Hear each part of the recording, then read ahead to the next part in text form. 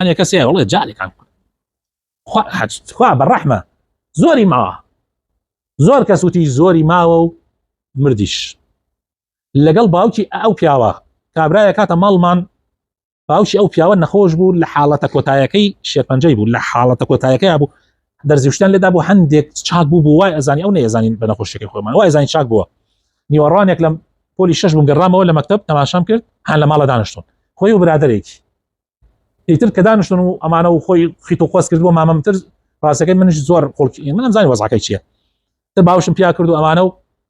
زۆر حاڵی چاک دیار ینی گەشا بووە لە خۆشیە دڵی خۆش بوو بە حاڵی خۆی وای ئەزانی بەرەو باشێ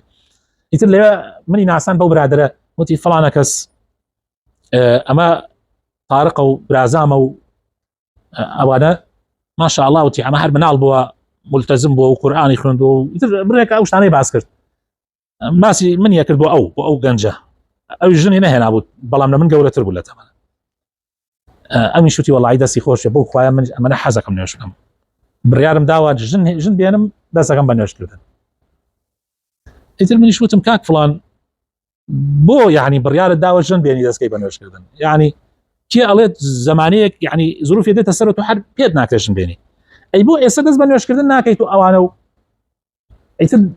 وەکو چۆن بڵێ بێرە خۆتەوە محاسبەی خۆت و دەستکە بە نوێشکردن وتی بەخوا زۆر حەزی لێکم بۆ قرارشم دا ملتزمم یعنی تەواو التزامی پێ بکەم بەس بەخوا ناتوانم باش ژن بێنم المهم بیرم نییە ئیتر چی ڕوویدا لە نێوانمانە زۆری پێ نەچوو طبعا مامەم حاڵی زۆر خراپ بوو لە کۆتایە دوو مانگی پێ نەچوو مامەم هەر مابوو ئەو تووشی حادیسەیە کات زیلێکی عسکەری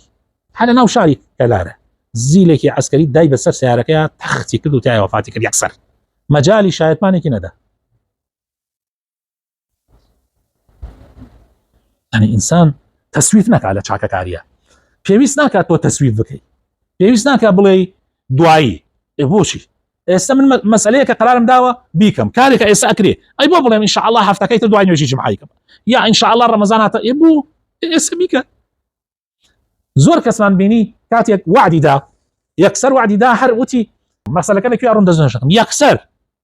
یعنی یەکسەر چونکە ئەزانەیە قیامەت چۆنە مردن چۆنە مردن کتوپەڕیە کە مردیشی قیامەتە تەواویت کە مردی قبر قیام بەشێکە هەنگاوی یەکەمی قیامەت یعنی کە تۆ لێن مردن تا هەنگاوێک چوتە ناو قیامەتەوە تەواویتر ئێگەڕانەوە هەیە مەجال یەک سبحان الله هەیە مەجالی یەک الحمد لله هەیە ئەتوانی شایەتمانێکی کە بێنی ئەتوانی بۆیە حەقە ئینسان تەسویف نەکا بەڕاستی